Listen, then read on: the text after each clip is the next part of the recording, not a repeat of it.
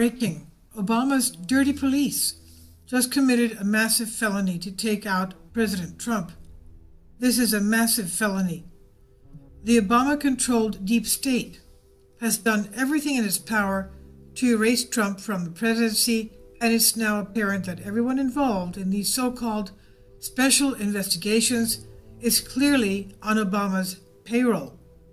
By way of leaks that provide sensitive intelligence material to the liberal mainstream media, the ex-president is using spies of every arena to push his agenda. In addition to these constant leaks, we have also received proof from a rogue United Nations official that Obama is in fact actively engaging in a coup d'etat against President Trump, which is the first time this has happened to a sitting president in our nation's history. Obama and his henchmen are actively breaking federal law.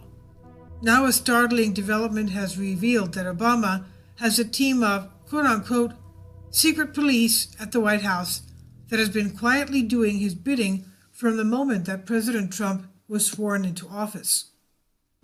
The FBI seems to now be fully operating as Obama's secret police, as these law enforcement agencies are now doing the bidding of corrupt politicians rather than upholding their oath, which is to pursue impartial justice on behalf of the public. Now Mueller and his team have been busted in another massive scandal involving a secret meeting that took place right before a congressional testimony. You won't believe what happened. In addition to Mueller and former FBI Director James Comey being good friends, which is a conflict of interest with this investigation, the Gateway Pundit reports that the pair secretly met before Comey's testimony to Congress in June, which is now enough evidence to, quote, contaminate the entire investigation, end quote. Quote, back in May, after crooked Comey was fired by President Trump, Comey was asked to appear in front of Congress. Comey, however, postponed his meeting with Congress because he wanted to first meet with special counsel and best friend Robert Mueller before appearing in front of the Senate. CNN reported in May, Comey met with best friend and dirty cop Mueller and then appeared before Congress. Comey's testimony was the pinnacle moment where the deep state showed that they were out to remove President Trump from office.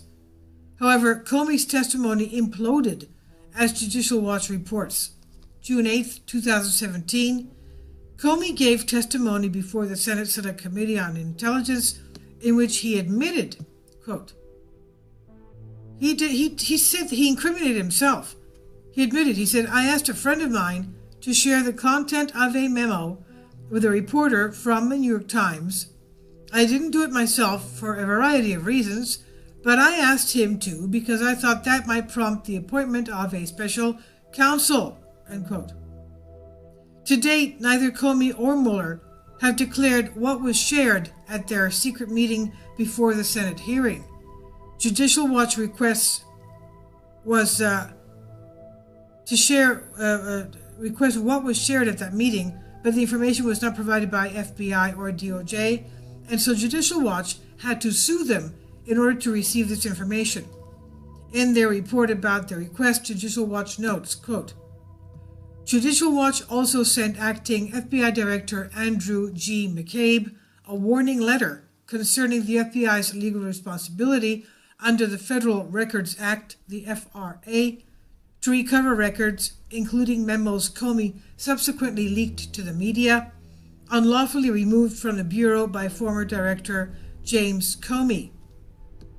Quote, Mr. Comey may have violated the law in leaking these memos to the media, end quote, said Judicial Watch President Tom Fitton. Quote, it would be a scandal if Comey coordinated his Senate testimony with Mr. Mueller's special counsel office. That we have to sue in federal court speaks volumes, end quote. Mueller should have never accepted the job of special counsel due to his many conflicts of interest.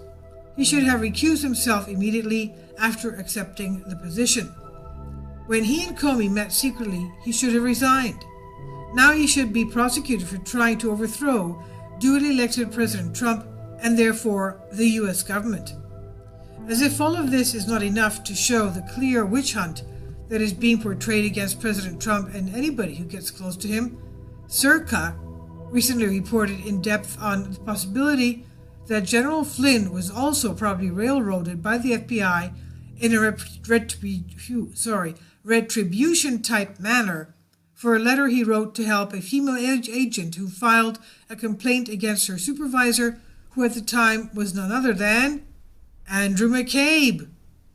What a small world we live in, and they're all out to have vendettas against each other. Retribution. Grit's initial complaint in 2012 named the FBI supervisor below McCabe. She chose to resign from the FBI in 2013, her case becoming the poster child for a national public radio story on the FBI's allegedly hostile environment for women agents in 2015.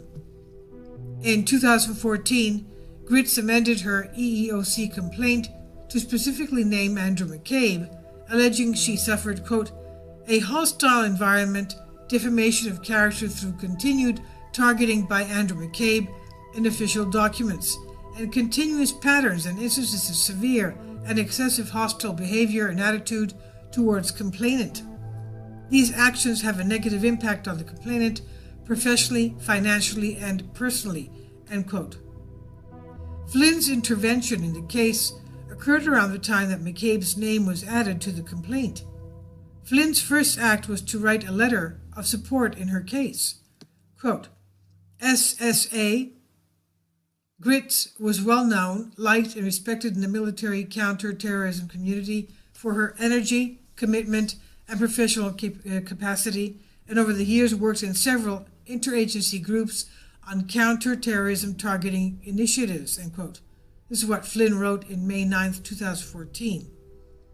At the time, Flynn was an Army Lieutenant General and the Chief of the Defense Intelligence Agency, and he put his letter on official agency stationery to be submitted in Grits' case. As soon as Grits revealed to the FBI that General Flynn and other top federal figures had written letters to support her case and likely would be called as witnesses, the Federal Bureau dispatched a lawyer to try to block the evidence from being included in the EEO case, documents show. The FBI, quote, has reviewed the letters submitted by the complainant and objects to their inclusion in the record, unquote, the Bureau's lawyer wrote. Quote, they are self-serving letters, not part of any personnel file or contemporaneous generated during the period of Mrs. Grits' employment with the FBI, and which she has unilaterally solicited and obtained. They should be excluded, unquote. While the FBI argued Grits had become underperforming, tardy to work, insubordinate, possibly even mentally ill, or emotional and deserving of a poor performance review, Flynn argued just the opposite, saying he saw the agent excel while working with the DIA and other intelligence community agencies. Quote, her work consistently made a positive difference, end quote, Flynn wrote. And he added, quote, her tenacity and personal commitment consistently produced outstanding results in the most challenging environments, end quote. Flynn went further, offering an interview in 2015 with NPR in which he called Grits one of the bright lights and shining stars in the intelligence community who, quote, just kind of got it when it came to the kind of enemy that we were facing and the relationship that was necessary between law enforcement and the military, end quote. I don't think it can be made any more clear than that. Of all these acts combined clearly show a very in-depth and heinous crime wave perpetrated by those corrupt individuals who would see our president taken out long before he can actually fix the problems that plague this country. Mueller is the head of the snake in this instance and needs to be removed immediately before all of these treasonous actions still go and spark a civil war. The silent majority in this country are no longer silent, and they are far from stupid. We the people see all of this, and we know exactly how dangerous this could turn out to be for us as civilians. It's time to step on the throats of the political elite with their backward agenda and end this tomfoolery against our president. Every single person involved in this deep state tactic belongs in jail, of course. This is by Freedom Daily and Gateway Pundit, and it's on Veterans AF.